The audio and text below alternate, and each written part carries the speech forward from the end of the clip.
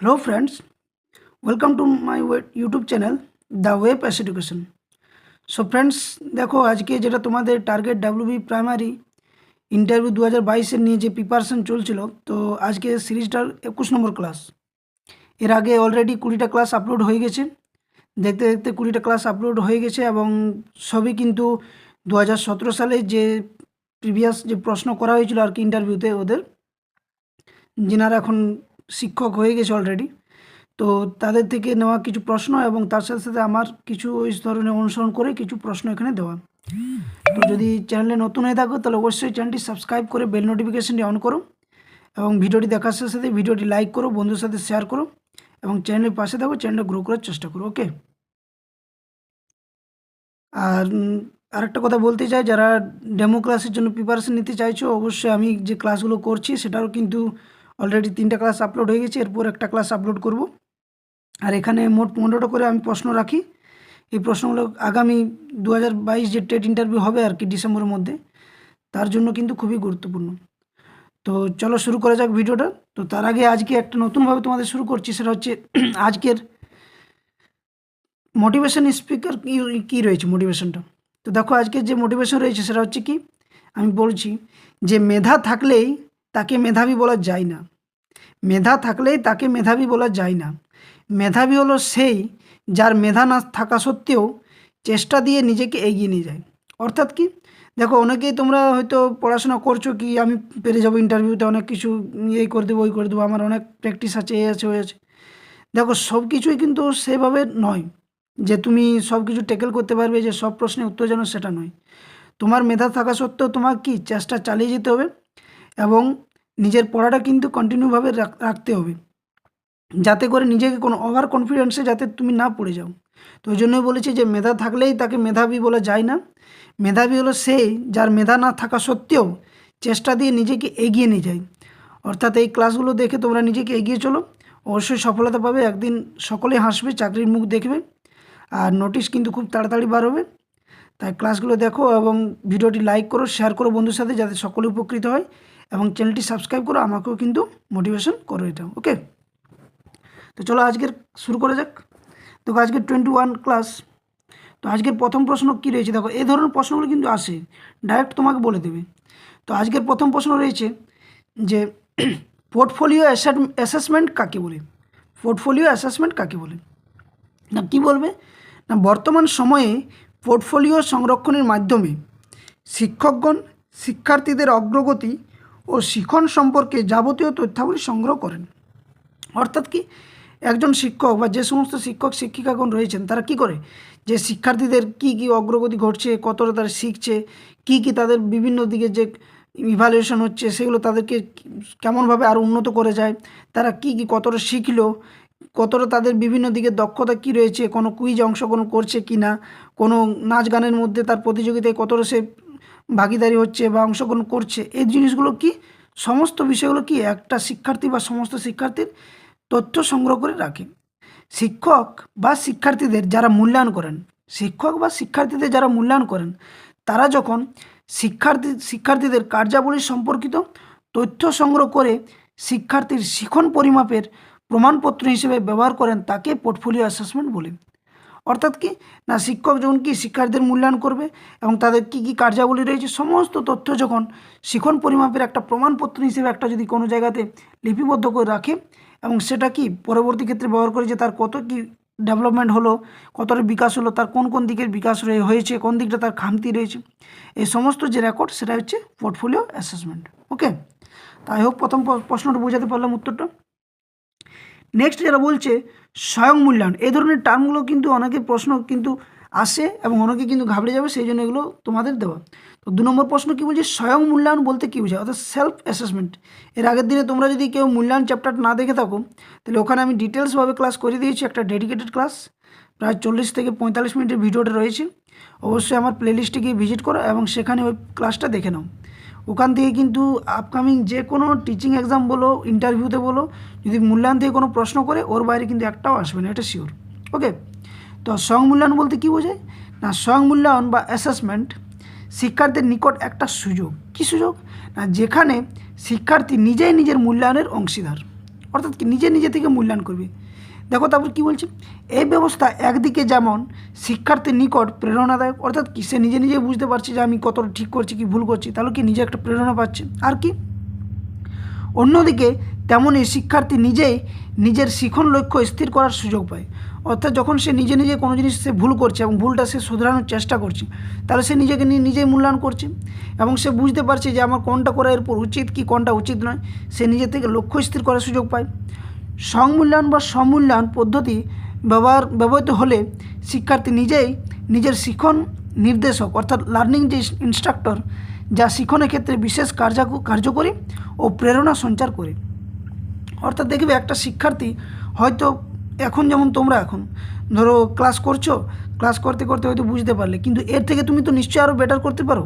ভিডিওটা দেখার পর পিডিএফটা তোমরা টেলিগ্রামে যেটা পেয়ে যাও, তো ওই পিডিএফটা পড়ার সাথে তুমি তো নিজে থেকে, ওখানে তো এমন তো নয় যে আমি যেগুলো পড়িয়ে দিচ্ছি বা পিডিএফে যে রয়েছে ঠিক সেইভাবে তুমি ইন্টারভিউতে বলবে না, তুমি নিজের থেকেও কিছু আরও বেটার করার চেষ্টা করো, এর থেকে আরও কীভাবে ভালো বলা যায়।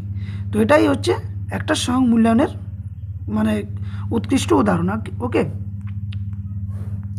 নেক্সট রয়েছে 3 নম্বর, সহপাঠীদের দ্বারা মূল্যায়ন বলতে কী বোঝায়। সহপাঠীদের দ্বারা মূল্যায়ন বলতে কী বোঝায়, অর্থাৎ পিয়ার অ্যাসেসমেন্ট যাকে বলা হয়। তো সহপাঠীদের দ্বারা মূল্যায়ন কি না, এটা কি বলছে না অন্তর্ভুক্তিমূলক, কী বলছে, অন্তর্ভুক্তিমূলক শিক্ষা ব্যবস্থায় স্বয়ং মূল্যায়নের মতোই এই ব্যবস্থার একটি অন্য রূপ হলো সহপাঠীদের দ্বারা অ্যাসেসমেন্ট বা মূল্যায়ন। অর্থাৎ সহপাঠীদের দ্বারা অ্যাসেসমেন্ট কীভাবে হবে দেখো না, স্বমূল্যায়নের মতো সহপাঠীদের দ্বারা মূল্যায়ন শিক্ষার্থীদের ফিডব্যাক সরবরাহ করে এবং পারদর্শিতাকে তুলে ধরে দলগত কাজ ও সহপাঠীদের দ্বারা মূল্যায়ন করা যেতে পারে, যা সহপাঠীদের সঙ্গে ইতিবাচক মিথস্ক্রিয়া এবং সহযোগিতামূলক শিখনের সুযোগ সৃষ্টি করে। ব্যাপারটা আমি বোঝাচ্ছি। দেখো যে সহপাঠীদের দ্বারা ধরো মনে করো কী হয় যে অনেক শিক্ষার্থী 2-4 জন বসে আছে, এই আজকে একটা পড়া ধরানো হবে, স্যার একটা পড়া ধরবে, তো দেখতো এটা আমি কীভাবে ঠিক মুখস্থটা বলতে পারছি কিনা কবিতাটা। তো একজন তার বন্ধু কিংবা বান্ধবী হয়তো পড়ার ধরে দিল, সে বললো হয়তো যেখানে ভুল বললো, সেখানে কী করলো যে তার যে ধরছে পড়াটা তার সহপাঠী, সে তাকে কি ভুলটা বলে দিল, না এটা এখানে এটা হবে, এটা করলে এটা ভালো হয়। তাহলে কী হচ্ছে, একটা ফিডব্যাক পাওয়া যাচ্ছে এবং কি একে অপরের মূল্যায়ন হচ্ছে। এবার হয়তো যে যাকে ধরে দিয়েছিল সে অন্য অপরকে আবার ধরে দিল ওই কবিতাটা, তাহলে ওই নিজেদের মধ্যে যে কি একটা পড়া ধরার মধ্যে দিয়ে তাদের কি নিজেদের মধ্যে একটা অ্যাসেসমেন্ট হচ্ছে, মূল্যায়ন করা হচ্ছে। এই যে মূল্যায়ন সেটা হচ্ছে একটা সহপাঠী মূল্যায়ন। ওকে, এবং এর দ্বারা কি ফিডব্যাক পাওয়া যায় এবং তাদের নিজেদের পারদর্শিতাকে দলগতভাবে তুলে ধরা যায় এবং কাজ করতেও তাদের সুবিধা হয় এবং এতে কি একে অপর কি মিথস্ক্রিয়া ভালো থাকে, কোঅপারেটিভ লার্নিংটা সহযোগিতামূলক যে শিখন সেটা কিন্তু ভালো ঘটে। তো এটাই হচ্ছে কি সহপাঠীদের দ্বারা মূল্যায়ন যেটা। নেক্সট বলছে ভিন্ন সক্ষমতা সম্পন্ন শিশু কাদের বলবো, ভিন্ন সক্ষমতাযুক্ত শিশু কাদের বলবো আমরা না, শিশুর ক্ষমতা বা এবিলিটি কোনো দিকে সাধারণ বা গড় থেকে নির্দিষ্ট মাত্রায় কম বা অধিক, এটা যদি হয় তাকে ব্যতিক্রমী বা ভিন্ন সক্ষমতা শিশু বলে।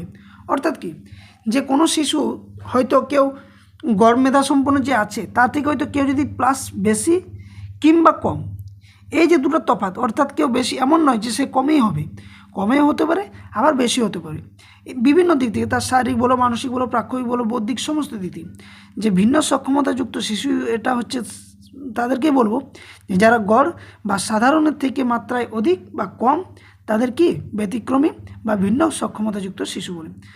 মনস্তত্ত্ববিদ বার্বে, এটা বার্বে হবে। ওকে, বার্বের ক্ষেত্রে কী বলেছিলেন না সুন্দরভাবে ব্যতিক্রমধর্মী শব্দটি ব্যবহার করেছেন। তার মধ্যে কি না ব্যতিক্রমী বলতে সেই সমস্ত শিশুকে বোঝায় যারা সাধারণ বা স্বাভাবিকদের অপেক্ষায় নির্দিষ্ট মাত্রায় ভিন্ন, অর্থাৎ নির্দিষ্ট মাত্রায় কিন্তু ভিন্ন থাকবে, স্বাভাবিকের থেকে হয়তো বেশি বা কম, তাদের বলবো ভিন্ন সক্ষমতাযুক্ত শিশু। নেক্সট বলছি অক্ষমতা বা ডিসেবিলিটি বলতে কী বোঝায়। প্রত্যেকটা প্রশ্ন কিন্তু এই টার্মগুলো কিন্তু মনে রাখবে, কারণ টিচিং যখন তুমি একজন টিচার হবে এই ধরনের কিন্তু সমস্যার সম্মুখীন হবে এবং ইন্টারভিউতে এই ধরনের প্রশ্নগুলো তোমাকে করবে যে তুমি এগুলোর সাথে আদৌ তুমি এই শব্দগুলোর সাথে বা এই বিষয়টার সাথে আদৌ তুমি সম্পর্কযুক্ত নও কি আছো। ওকে, বা আগেও এর সাথে পরিচিত আছো কি না। তো অক্ষমতা বা ডিসেবিলিটি বলতে কী বোঝায় না শারীরিক গঠন, ইন্দ্রিয় সংক্রান্ত, অঙ্গ সংক্রান্ত এবং পেশি ক্ষমতার অভাবে যদি কোনো শিশু বা ব্যক্তির দৈনন্দিন জীবনের বিভিন্ন কাজে অসুবিধার সৃষ্টি হয় তখন তাকে অক্ষমতা বলে। অর্থাৎ দেখো, একটা শিশুর শারীরিক গঠন আর একটা শিশু থেকে হয়তো আলাদা হলো, তার ইন্দ্রিয় সংক্রান্ত যে হয়তো অন্ধ, কেউ একটা চোখে দেখতে কম পায়, কেউ কানে শুনতে কম পায়, কারো হয়তো অঙ্গ সঞ্চালন ঠিকভাবে হয় না, পেশিগত কারো হয়তো পোলিও, এই ধরনের নানান যে সমস্যাগুলো দেখা দেয় শারীরিক, এই সমস্যাগুলো যখন দেখা দেবে তাহলে কি ব্যক্তির দৈনন্দিন জীবনে বিভিন্ন কাজে কি একটা অসুবিধার সৃষ্টি হবে। তো এই যে অসুবিধার সৃষ্টি তার নিজের শারীরিক গঠনের জন্য, সেটা হচ্ছে অক্ষমতা। এক্ষেত্রে কি না, এক্ষেত্রে ব্যক্তি সাধারণভাবে বিশেষ কাজ করতে সক্ষম নয়, অর্থাৎ যে সমস্ত কাজগুলো সাধারণ একটা শিশু বা একজন ব্যক্তি করে থাকে তার থেকে সে কী করতে হইতে পারে না। তবে প্রয়োজনীয় চিকিৎসা এবং পদক্ষেপের সাহায্যে অক্ষমতার মাত্রা নিয়ন্ত্রণ করে সাধারণ হয়, কাজকর্ম করতেও কিন্তু পরে সক্ষম হয়।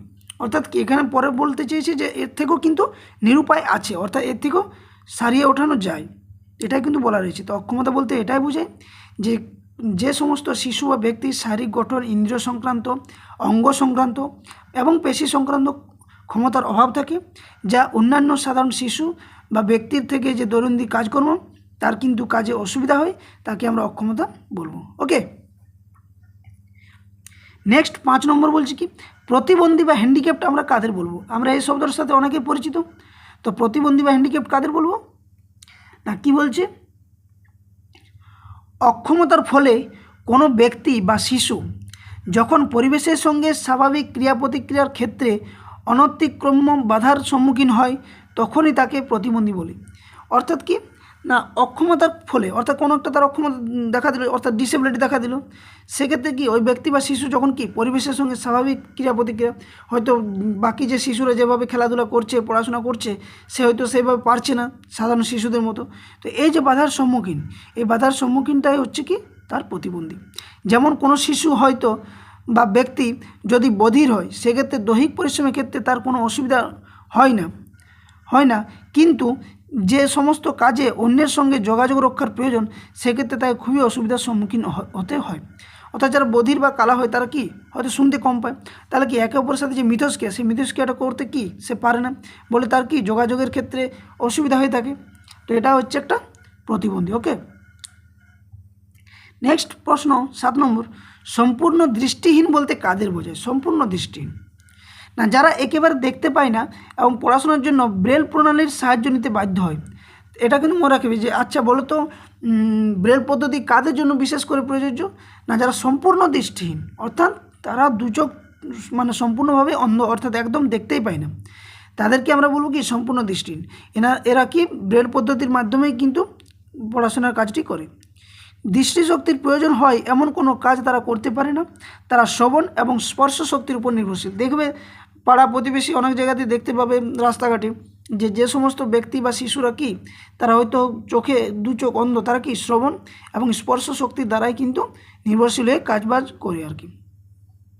তো ভিডিওটি কেমন লাগছে অবশ্যই সকলে কমেন্ট করে কমেন্ট বক্সে জানাও, এবং চ্যানেলটি সাবস্ক্রাইব অবশ্যই করো যাতে করে চ্যানেলটিও গ্রো হয়, এবং লাইক ও শেয়ার বন্ধুর সাথে অবশ্যই করো ভিডিওটা। ওকে, নেক্সট দেখো 8 নম্বর প্রশ্ন কি বলছে না, শিখন অক্ষমতা বলতে কী বোঝায়। শিখন অক্ষমতা না, শিখন অক্ষমতা সম্পর্কে বিভিন্ন শিক্ষাবিদ ও মনোবিদগণ বিভিন্ন ধারণা পোষণ করেন। কোনো শিক্ষাবিদ ও মনোবিদদের মতে শিখন অক্ষমতা বলতে বোঝায় শিখনের জন্য প্রয়োজনীয় বিভিন্ন ধরনের সংবেদনমূলক, প্রত্যক্ষমূলক এবং জ্ঞানমূলক বৈশিষ্ট্যের অভাব। অর্থাৎ এই ধরনের যে অভাবগুলো দেখা দেবে। আবার অনেকে বলেন কি শিক্ষার্থীর সামর্থ্যের ভিত্তিতে প্রত্যাশিত শিক্ষাগত মাত্রার সঙ্গে শিখন পারদর্শিতার পার্থক্যই হলো শিখন অক্ষমতা। অর্থাৎ এটা কি বলতে চাইছি না, একটা শিশু কি না শিখন অক্ষমতা বলতে সেখানেই বোঝাবে একটা শিশুর ক্ষেত্রে কি না, সে কি প্রয়োজনীয় যে বিভিন্ন ধরনের সংবেদনমূলক, প্রত্যক্ষমূলক, জ্ঞানমূলক এই যে বৈশিষ্ট্যগুলো থাকা দরকার, এগুলোর ক্ষেত্রে কি তার অভাব দেখা দেবে। ফলে কি সেক্ষেত্রে কি শিক্ষার দিক থেকে সে পিছিয়ে পড়বে। তো এক্ষেত্রে তার কি দেখা দেবে, একটা অক্ষমতা। তো এই ধরনের যে বিষয়গুলো দেখা দেয় বা এই ধরনের ত্রুটিগুলো দেখা দেয় বা অভাবগুলো দেখা দেয়, সেটা হচ্ছে শিখন অক্ষমতা। নেক্সট দেখো 9 নম্বর প্রশ্ন, বিশেষ শ্রেণী ব্যবস্থা কী। বিশেষ শ্রেণী ব্যবস্থা বলতে কী বোঝায়। তো বিশেষ শ্রেণী ব্যবস্থা বলতে কী বোঝায়, দেখো উত্তর কী রয়েছে না, এই শ্রেণী ব্যবস্থায় শিখন অক্ষমতাযুক্ত শিক্ষার্থীরা সাধারণ শিক্ষার্থীদের সঙ্গে একই পাঠ্যক্রম অনুযায়ী পড়াশোনা করে। অর্থাৎ কি না, যে সমস্ত শ্রেণীকেও কি সাধারণ শিশু শিক্ষার্থীরা থাকবে এবং কিছু বিশেষ ধরনের অক্ষমতাযুক্ত, ধরো হয়তো কেউ ভালো করে বলতে পারে না, একটু তোতলানুভাব বলে, কেউ একটু কম দেখতে পায়, কেউ হয়তো একটু বধির আছে, তো এই ক্ষেত্রে তাদের কি একসাথে যে পাঠদান করানো সেটা হচ্ছে বিশেষ শ্রেণীকক্ষ। তবে দিনের নির্দিষ্ট সময়ে তারা পূর্ব নির্দিষ্ট শ্রেণীকক্ষে গিয়ে তাদের শিখন অক্ষমতার প্রকৃতি অনুযায়ী বিশেষভাবে প্রশিক্ষণপ্রাপ্ত শিক্ষকদের কাছে শিক্ষা গ্রহণ করে। অর্থাৎ স্পেশাল টিচার যাকে বলে, স্পেশাল এডুকেটর, এখানে কি তারা ওই ধরনের শিক্ষকদের কাছে তারা যদি শিক্ষা গ্রহণ করে, তাহলে তাদের কি যে সমস্ত বিশেষ মানে অক্ষমতা রয়েছে তাদের কিন্তু শেখার কিন্তু একটা কি বড় একটা দিক ফুটে ওঠে এবং তারা শিখতে তাড়াতাড়ি পারে। এই সময়ে প্রশিক্ষণপ্রাপ্ত ব্যক্তি বা শিক্ষকেরা বিভিন্ন ধরনের যন্ত্র বা উপকরণের সাহায্যে এই ধরনের শিক্ষার্থীদের শিখন অক্ষমতাকে দূরীকরণ করতে সচেষ্ট হন। অর্থাৎ যদি স্পেশাল এডুকেটরের কাছে বা তার কাছে যদি স্পেশাল চাইল্ড বা শিশুরা যদি সেখানে যদি পড়াশোনা করে, তাহলে বিশেষ কিছু যন্ত্র বা উপকরণের সাহায্যে তারা কি শেখার ক্ষেত্রে তাদের সুবিধা হয় এবং অনেক অক্ষমতা তারা দূর করতে সচেষ্ট হন। ওকে, নেক্সট দেখো 10 নম্বর প্রশ্ন, সমন্বিত শিক্ষা ব্যবস্থা বলতে কী বোঝায়? সমন্বিত শিক্ষা ব্যবস্থা বলতে কী বোঝায়? না, সমন্বিত শিক্ষা ব্যবস্থায় সাধারণ শিক্ষার্থীদের সঙ্গে শিখনে অক্ষম শিক্ষার্থীদের একত্রে পঠন পাঠনের ব্যবস্থা করা হয়। অর্থাৎ সাধারণ যারা রয়েছে শিশু, তাদের সাথে বিশেষভাবে যে অক্ষম শিক্ষার্থীরা তাদের কি একসাথে পাঠদান করানো হয়। এই কারণে একে সমন্বিত শিক্ষা ব্যবস্থা বলতে, অর্থাৎ দুই ধরনেরই কিন্তু শিশুরা এখানে থাকে। একই সঙ্গে কি না, একই সঙ্গে শিখনের ফলে অনেক সময় শিখন অক্ষমতাযুক্ত শিক্ষার্থীরা পিছিয়ে পড়ে, এটা একটা অসুবিধা দেখা দেয়। এর জন্য তাদের পৃথকভাবে সংশোধনমূলক শিখনের ব্যবস্থা করা হয়। অর্থাৎ তাদের বিভিন্নভাবে তাদের শিক্ষা দেওয়া হয়, যে সমস্ত ত্রুটি তাদের রয়েছে শিক্ষার্থীদের বিশেষ অক্ষমতার জন্য, তাদেরকে বিশেষভাবে কিন্তু শিক্ষা দেওয়া দরকার, যেটা 9 নম্বর প্রশ্নের সাথেই কিন্তু রিলেটেড। নেক্সট কী বলছে না, প্রথম প্রজন্মের শিক্ষার্থী কাদের বলবো এবং প্রথম প্রজন্মের শিক্ষার্থীদের বৈশিষ্ট্যগুলি বলুন। তো দেখো এটা প্রশ্নটা কিন্তু পড়েছে, সেই জন্য এটা দেওয়া। তাহলে প্রথম প্রজন্মের শিক্ষার্থী কাদের বলবো না, প্রথম প্রজন্মের শিক্ষার্থী হলো সেই শিক্ষার্থী যারা পিতামাতার মধ্যে কেউ হাই স্কুলের, অর্থাৎ আমাদের এখানে যেটা মাধ্যমিক শিক্ষা স্তর, গণ্ডি অতিক্রম করতে পারেনি। অর্থাৎ যে সমস্ত শিশু শিক্ষার্থীদের মা বাবা মাধ্যমিক বা হাই স্কুলের গণ্ডিও পার করতে পারেনি, অর্থাৎ ক্লাস 8 পর্যন্ত হয়তো পড়াশোনা করেছি, তাদেরকে বলো প্রথম প্রজন্মের শিশু শিক্ষার্থী। ওকে, তো এখানে কি বলছে যে প্রথম প্রজন্মের শিশু শিক্ষার্থী, এবার বলছি কি বৈশিষ্ট্যগুলো কী কী। তো দেখো বৈশিষ্ট্যগুলো কী রয়েছে না, প্রথম প্রজন্মের শিশু শিক্ষার্থীর বৈশিষ্ট্যগুলো হচ্ছে না, প্রথম প্রজন্মের শিক্ষার্থীদের পারিবারিক আর্থিক অবস্থা নিম্নমানের। কারণ কি, তার জন্য তাদের বাবা মাও সেভাবে কি উন্নত নয়। এদের পারিবারিক আর্থিক অবস্থা প্রথম প্রজন্মের শিক্ষার্থী নয় এমন পরিবার আর্থিক অবস্থা থেকে কম। অর্থাৎ যারা সাধারণ শিক্ষার্থী তাদের থেকে কিন্তু এদের আর্থিক অবস্থা পরিবারের কম। প্রথম প্রজন্মের শিক্ষার্থী গড় বয়স অপেক্ষাকৃত অধিক, অর্থাৎ তারা কি দেখবে হয়তো ফাইভে 5 বছরে যে 5-এ বা শিশু শ্রেণীতে ভর্তি হওয়া দরকার, সেখানে 7 বছরে দেখবে 1-এ পড়েছে। এক্ষেত্রে অসুবিধা হয়।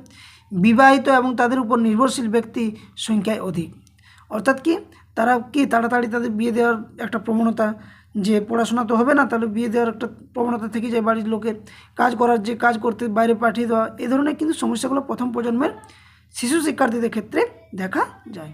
ওকে, নেক্সট কি বলছে, অন্তর্দৃষ্টিমূলক শিখন কি, অর্থাৎ ইনসাইড লার্নিং। তো যখন কোনো সমস্যামূলক পরিস্থিতি পূর্ণরূপ মনে প্রতিভাত হয়ে ওঠে এবং খণ্ডাংশের সঙ্গে সম্পূর্ণ সমস্যার তাৎপর্য উপলব্ধি করা যায়, তখন তাকে অন্তর্দৃষ্টিমূলক শিখন বলে। আর এই কৌশলের মাধ্যমে যে শিখন হয় তাকে বলছে অন্তর্দৃষ্টিমূলক শিখন। আচ্ছা, অন্তর্দৃষ্টি বলে কোনটা, যখন কোনো সমস্যামূলক একটা পরিস্থিতি থাকবে, সেটা পূর্ণরূপ থাকবে এবং সেটা কি তুমি খণ্ডে খণ্ডে ভাগ করে, একটা ধরো একটা 10 লাইনের একটা কোনো একটা তোমাকে দিয়ে দিল যে এই কবিতাটা রয়েছে, সেটা তুমি কি হয়তো একবারে পড়তে পারলে না, তাহলে খণ্ডভাবে তুমি পড়ে এটা কমপ্লিট করলে। তাহলে যখন কোনো সমস্যামূলক পরিস্থিতি পূর্ণরূপ মনে প্রতিবাদ হবে, ঠিক আছে, এবং খণ্ডাংশের সঙ্গে সম্পূর্ণ সমস্যার তাৎপর্য উপলব্ধি করা যায়, তখন তাকে অন্তর্দৃষ্টি বলে। আর এই কৌশলের মাধ্যমে যে শিখন হয় তাকে অন্তর্দৃষ্টিমূলক শিখন বলে। গেস্টাল্ট তত্ত্ব যারা পড়েছো তারা অবশ্যই বুঝতে পারবে। নেক্সট এই প্রশ্নটা করেছিল যে পিঁয়াজের মতে প্রজ্ঞামূলক বিকাশের স্তরগুলি কী কী বলুন।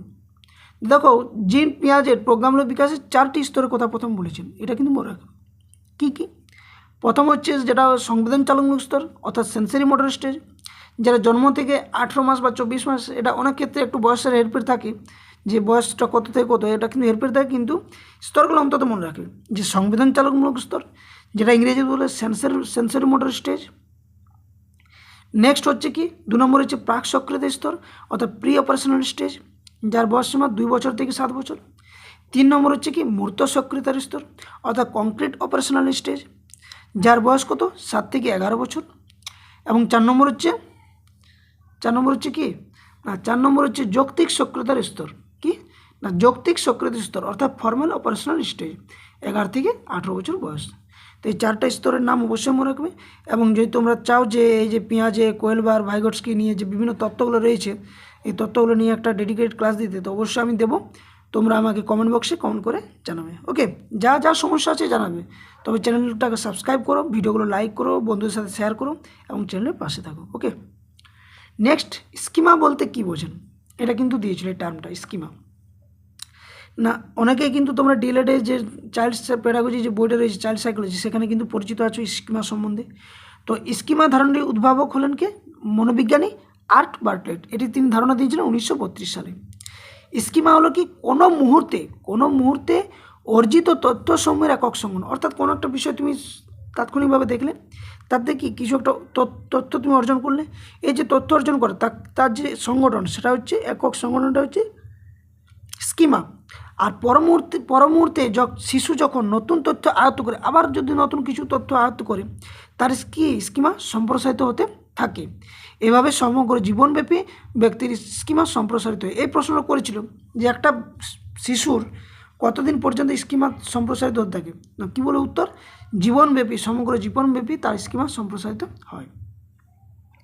নেক্সট 15 নম্বর প্রশ্ন, একটা শর্ট প্রশ্ন রয়েছে, দেখো বলছে 150 বছর, এটাকে বলছে এক কথায় কি বলবো আমরা, যেমন 100 বছরকে কী বলি, শুধু 50 বছর কী বলি, 25 বছর কী বলি, 150 বছরকে কী বলি, 200 বছর কী বলি, এই ধরনের প্রশ্নও কিন্তু করে।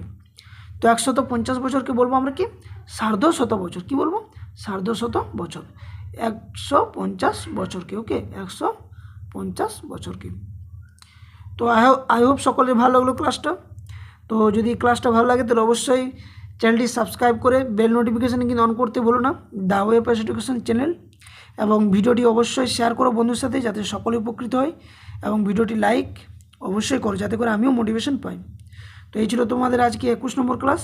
এর আগে 20টা ক্লাস যারা দেখোনি, আমি প্লেলিস্ট ডেসক্রিপশন বক্সে আমি কিন্তু ভিডিও ডেসক্রিপশন বক্সে লিঙ্কটা দিয়ে দেবো। এবং তার সাথে যারা টেলিগ্রামে যুক্ত নাও এখনও পর্যন্ত, তারা টেলিগ্রামে যুক্ত, ওখানে কিন্তু আমি এইসব পিডিএফগুলো ফ্রি অফ কস্ট তোমাদের প্রোভাইড করে দেবো। শুধু চ্যানেলের পাশে থাকো এবং চ্যানেলটা গ্রো করার জন্য সাহায্য করো। ওকে, তো ভিডিওটা এখানে শেষ করছি, ধন্যবাদ।